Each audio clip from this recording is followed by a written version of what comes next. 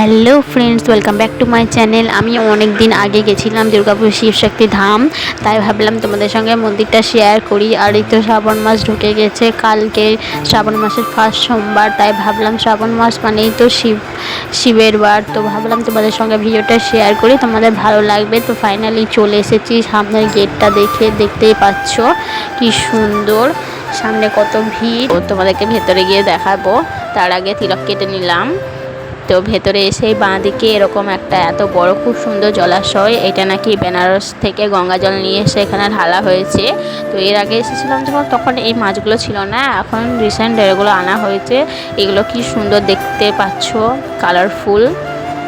মন্দিরটার পুরো চারিদিকটা একবার দেখিয়ে দিলাম তোমাদেরকে, তোমরা অবশ্যই আসবে, খুব ভালো লাগবে, খুব ভালো জায়গা, খুব সুন্দর। আর জায়গাটা এত বড়, মানে কিছু বলার নেই, খুব সুন্দর। চারিদিকে এত সুন্দর গাছপালা, এত সুন্দর পরিষ্কার পরিচ্ছন্ন জায়গা, খুব সুন্দর, খুব ভালো। আসলে তোমাদের মন পুরো একদম শান্তি হয়ে যাবে, তোমরা অবশ্যই এসো। তো চলো, আমরা মন্দিরের সামনাসামনি ফাইনালি চলে এসেছি, তোমাদেরকে দেখাবো মন্দিরের বাইরেটা কতটা জায়গা জুড়ে অবস্থিত, কতটা সুন্দর। তো তোমরা যদি মন্দিরের ভেতরের ভিউটা দেখতে চাও, তাহলে আমাকে কমেন্টে জানিও, আমি পরের ভিডিওতে তোমাদের মন্দিরের ভেতরটা ঘুরে দেখাবো।